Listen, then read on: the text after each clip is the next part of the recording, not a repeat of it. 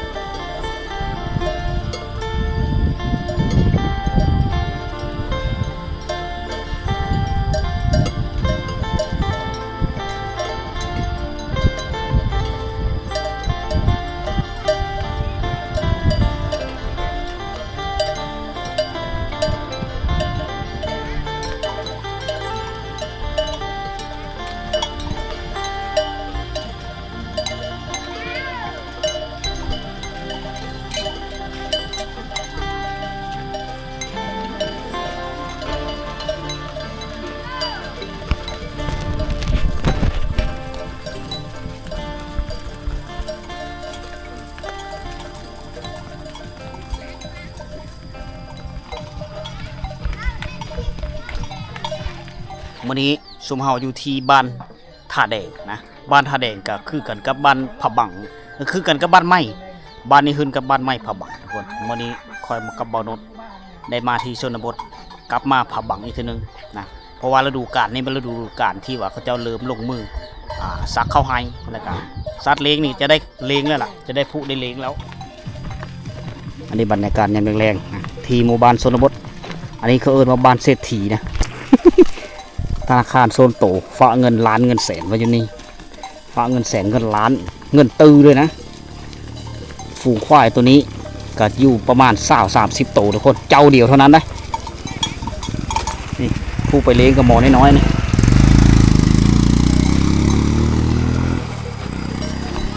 โอ้โหความสุขล้วนๆเลย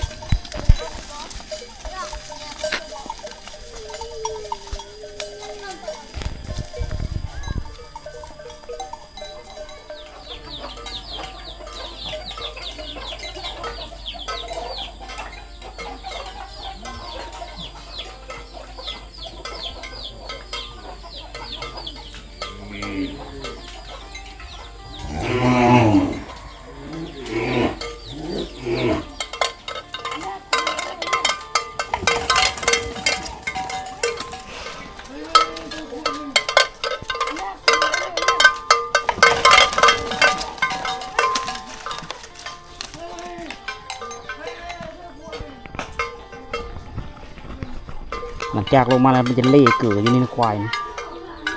พระเจ้าเคยเอาเกลือให้มันกินควายมีตัวที่ตุ้ยที่ขี้นั่นเลยอันนี้จะเป็นควายตูเด้อนี่เด้อตัวนี้จะเป็นควายเถิกนะ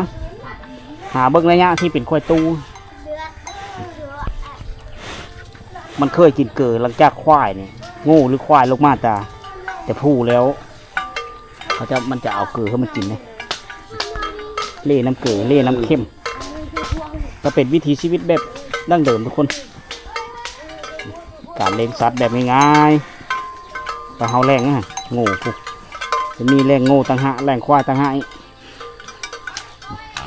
โอ้อันนี้แหละเขาเอิ้นว่าเศรษฐีโดยเฉพาะเลยเศรษฐีในชนบทเขาจะมีสินทางหาอยู่หาเก็บอยู่กับสัตว์เลี้ยงฝากเงินล้านเงินแสนเงินล้านว่าอยู่นำสัตว์เลี้ยงโง่ควายนี่หลายตัวขนาดเลยอยู่เขตนี่เป็นเขตที่ปลูกฝังเลี้ยงสัตว์ได้ดีที่สุดเลยสำหรับเขตผาบังธรรมศาสตร์หมู่บ้านในธรรมศาสตร์งามกว่าหมู่เลยก็มีน้อยหน้าจากบ้านอื่นควายหลายเนาะ ไล่ผู้กับช่องโต้ผู้กับชามโต้ผู้กับหาโต้เขาประกอบมันเรื่องพญาทัน อ๋อเลี้ยงน้ำกัน ป ปล่อยให้มันไปน้ำกันเลย น้ำกันเลยเลี้ยงน้ำกันโตเลี้ยงควายโตเฮาเลี้ยงควายเฮา อ๋อปล่อยมันไปน้ำกันเนาะ ไปน้ำกัน เบิ่งน้ำกัน เบิ่งน้ำกันเมื่อ4 โมง3 โมงจะมื้อ อ๋อสบายเนาะเอาเกลือให้มันกินเนาะจ้าบ่อยเนาะ คันมันเกลือนี่มันหญ้าอยู่ใดมันก็หญ้า จับหญ้าเนาะ จับหญ้าแทงหูแทงดังนี่เลี้ยงสบายจับหูจับก้นมันจักยัง เออ โตมันอ่ะ อันนี้นี่เอาเกลือเสื้อหัวคันไดก็เล่เลย เล่กินเลย นั่นแหละ เอาแป้นผู้ควายแม่นี่เบิ่ง แม่นี่ เบิ่งอันนี้ตัวแม่เนาะอยู่ในเสาไฟฟ้าตัวแม่นี่บ่ตัวซ้ำควายเถิกเลยตัวนี้นะใหญ่อีหลีนี่ อ่าหน้าผากระสูงเขาเอิ้นผู้เพิ่นแล้วตัวนี้ ผู้นี่ ก็เท่าให้ดอก พอในก็ผู้ชาย กี่ก็ผู้ช่างกี่เนาะ ผู้ช่าง นายก็เท่าไหน นี่ก็ ก็แหละที่นี่ก็ลูกเล่าเนี่ยเขาว่า อ๋อมีผู้สร้างผู้ได้ ผู้ชายนี่ ตัวนั้นนี่ผู้สร้าง ผู้ชายได้แต่นี่ผู้ตัวนั้นยับผู้บละพุ่นเด้ โอ้ฮอดวิละเนาะ เต็ดกับบละเดียวเด้ โอ้เคาะใกล้พุ่น แต่นี่ทุนเต็ดไปชีวิตเส้นเวียด อ๋อ ขอห้ามหัวมาให้ทางอะเท่านั้น เป็นผู้ที่มีธรรมชาติ ให้ธรรมชาติ สัตว์ป่าสัตว์เปลือยลายเป็น ร่องป่าไม้บ่ให้ทำลาย เสริมต่อกับเมืองวิลาบุรีกับเมืองบุรพาเนาะ ผู้หน่วยนี้เขาเอิ้นผู้สร้าง ผู้ชาย อ๋อ เห็นแต่เก่าแต่เจ้าคามแต่เก่าร ถยนต์มาแต่พุ่นเขาบอกกลายไปพุ่นมันตกอยู่ผู้ชาย โตะอยู่ผู้สร้างเนาะ แต่นั้นไปมาแต่พุ่นไปตกซะเมื่อพุ่นมันตกผู้ชายกันมัน อ๋อเป็นผู้ที่ใหญ่กว่าหมู่คงเขตนี่เนาะ โอ้ อ๋อก วงละกวงนำแล้วไม่อยู่หัน มีน้ำพร้อม เนื้อน อ๋อ ำเขาไปแล้ว ไปหาอยู่หากินฮอดบ่เจ้าไปฮอดบ่พุ่น ฮอดตลอด ตลอดเนาะพอได้กินเนาะป่าหลายเนาะ ป้าพุ่นทางนั้นป่าบี้ทางนี้ อ๋อมีแต่พุ่นเบิ่งวิละพุ่น เวลาพุ่น เบิ่งวิละเบิ่งบุรพา ส่งปุรพาพุ่น อ๋อมันไก่เนาะคนไปหากินมีฮอดพุ่นเนาะอันตะบ่ตอหึมเยิงเลยหึม ให้ไปให้ป้าอยู่นี่แล้วก็หาไม่ใช่เลยเถอะไปเลย อ๋อ แค่กี้เลยไปช่วยหาเขา อันนี้คือควายหลายเจ้ากับมีแม่นเจ้าเดียว หลายๆคนแล้วก็เลงนํกันแล้วก็ปล่อย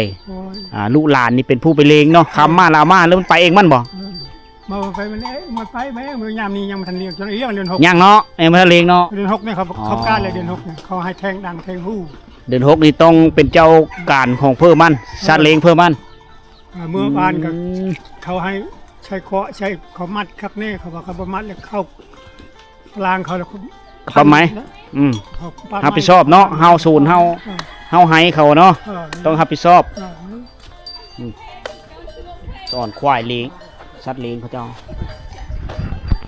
จู่แต่จัดจ้อยบ่นี่นะ บ่ไปหากินพักไม่ได้ฝนตก อ๋อไปหากินจ่วยบัดบ่ายเนาะหาพักได้ลายบ่พักนะได้อะบังบ่ฮะจ่วยอะบังบ่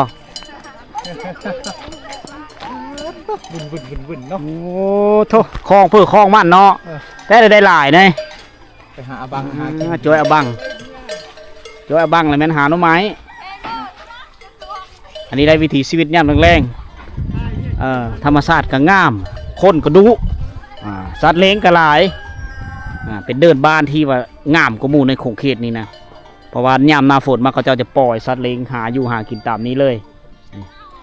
บรรยากาศในเมืองแรงที่บ้านทาแดงบรรยากาศนี้ส่วนหลายกับผู้บางคนกับนึ่งข้าวเป่าไฟเฮ็ดอยู่เฮ็ดกินและตามวิถีชีวิตบ้านเนาะบ้านหน้าเฮานี่อันนี้เนี่ยคือน้ำเกลือแล้วนี่ควายนี่หลายๆเจ้าปองมือเฮินเพื่อเฮินมันนะผู้บางคนกับปล่อยน้ำกันได้ส่วนหลายเขาปล่อยน้ำกัน หลังจากควายลงมาฮอดแล้วเขาเจ้าจะมาลัดเอาควายเพื่อควายมันนับเอาควายจากโตควายเจ้าจากโตปองมือเคาะมือแรงเฮินเพื่อเฮินมันมื้อเสาร์มาเขาเจ้าก็ปล่อยออกมาประมาณ9 โมง8 โมง9 โมงเขาเจ้าก็ปล่อยควายออกมาปล่อยเฮินไปหาอยู่หากินตามถนนหนทางเพราะว่าช่วงนี้มีท่านแลไม่ทันเลยพอบ้านไม่ทันประกาศว่าเฮ้ยเลี้ยงสัตว์นะมีเฮ้ยจนในอีเดินหน้าเพื่อประกาศว่าเฮ้ยผู้หัวควายแต่ละคนต้องได้ผู้ได้มัดไว้เอาเฮาเคาะเฮาแรงตื่นมาเช้ามากต้องมีผู้เลี้ยงผู้ไปน้ำมันยามันบุเฮาโหโซนเขาเจ้าอันบ้านทาแดงนี่มีอันไฟฟ้าแล้วนะมีไฟฟ้าใช้แต่สัญญาณโทรศัพท์ยังมีท่านมีไปเลยพอมีแต่สัญญาณโทร เลี้ยงควายบ่ตัวฮะบ้านแตะบ่ บันเตร ดูเนาะตัวเนาะอ๋อตอนนี้เซ็งแล้วผมเห็นนักเห็นเขาเจ้าเซ็งแล้วเขาเจ้าจะเลี้ยงงูเลี้ยงควายคือทั้งกระตุกมาแต่หายแล้วนี่จู่แต่สไลด์ ตักน้ ตักน้ ำ ำตักอีกชิโล ตักอยู่นี่ โอ้น้ำลิ้นบ่อ๋อน้ำสร้างเสือเบ็ดโต๊ะกลอหาปลาหาหอยดูได้เลี้ยงงูเลี้ยงควายได้ เนาะ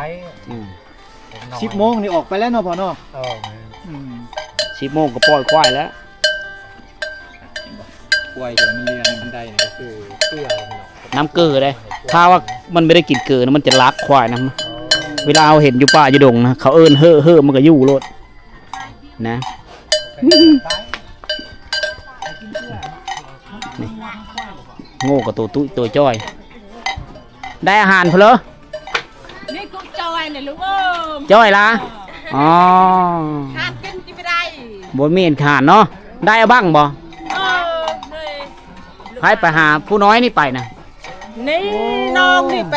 เอาน่ะ พอดีน้ำเอาบ้างหน่อไม้โป่งไม้เนาะ เขาไม่จอยกลับ โอน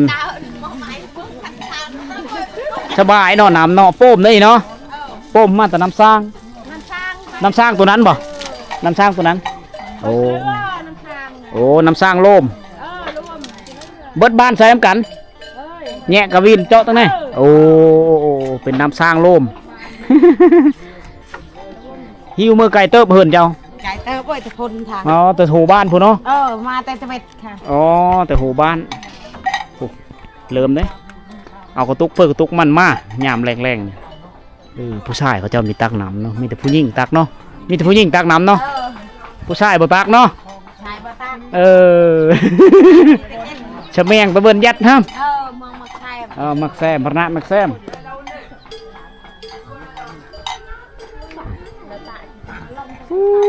สะอ่อนธรรมชาติเด้ฉะนั้นคอยกับทีมงานนี่มักมาเที่ยวชนบทเพราะว่ามาการมาเที่ยวนี่ก็ได้รีวิวธรรมชาติผู้ผาป่าดงเฮือนซ่านบ้านซอกมาเฮือพ่อแม่พี่น้องเฮาได้เบิ่งน้ำกันนั่นแหละนะสุมเฮามาได้เห็นสุมเจ้าก็ได้เห็นคือกันต่างคนต่างได้เห็นได้สัมผัสน้ำกันคอยเองมาสัมผัสวิถีชีวิตแบบดังเดิมพอของเขานี่ พูนตักน้ำเลยนี่กัน ตักน้ำมันน้ำมีแต่บ่อเดียว เอาบ่อเดียวเบิดบ้านเนาะ หมดบ้านนี่บ่อเดียวบวกทางเนื้อให้ก็บ่อเดียวนี่แหละ ชนพุ่นกับมาพี่บ่ บ่อคนนี่ก็บ่อนี้บ่อนึง มีบ่อหนึงอยู่พุ่นเนาะ นี่ก็บ่อนึงหมด เพราะว่าบ้านนี้มี2ชนเนาะ มันชนอันนี้เราถือแล้วชาบ่อมัน เอาไฟฟ้านี่เสน้ำกันบ่ บ่เชเฮือนไผเฮือนมัน อ๋อ โตอีกตามโตไตหันไตมันหนักน้ำเบา บ่ไฟโป่มน้ำนี่ ไปปมน้ำนี่ อ๋อ ปมก็ผู้เชงนี่เขาประคอยชื่อมันผม อ๋อ ไอ้น้องแล้วเขาขอ โอ้ตัก แม่ชูเอง แต่เอง เอานี้เชไผ่พื้น เจ้าของเฮือนผู้อยู่เคยนี่เป็นผู้เสเนาะ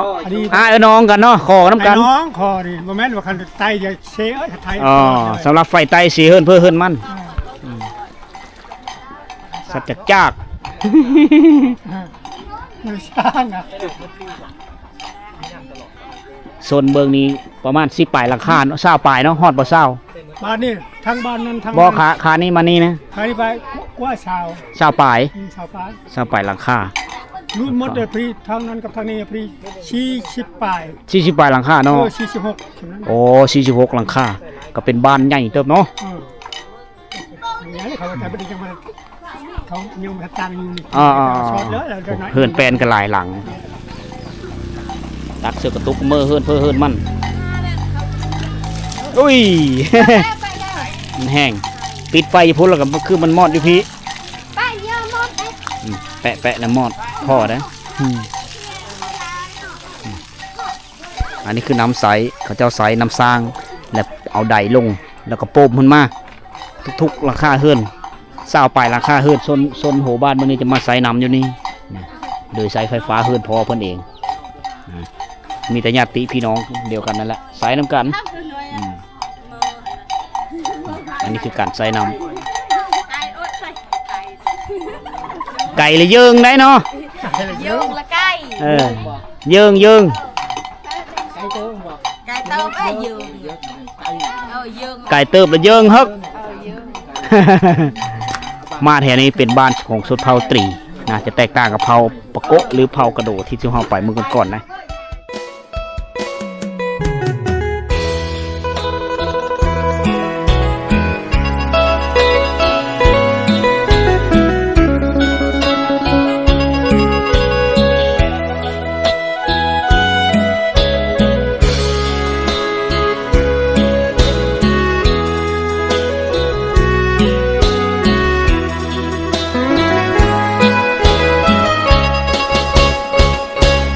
เสพนค่อยบ่ห่างเจ้าไปยุ่งยากเพียงใดจะอยู่คู่ใจมาให้มันจะสุขหรือทุกข์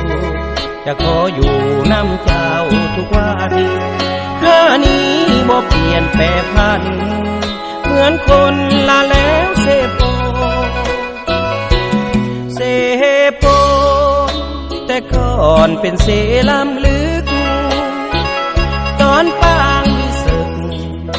ภาษาสุธีซอกซ้ำทุกคนต้องจากพัดพากจากกินเสพข้านี้พออยู่ดนจนกว่าฟ้าดินสลายเสพวันนี้จะต้องเหืองสิ่งที่หมายมุ่งบ้านเกิดบิดรมารดาข้าบอกขอหาที่ได้ห่วมพัฒนาให้สมดังคำคนสาสุมังคลาได้กลับบ้านเสพเชิญสวนกับพื้นบ้านเกิด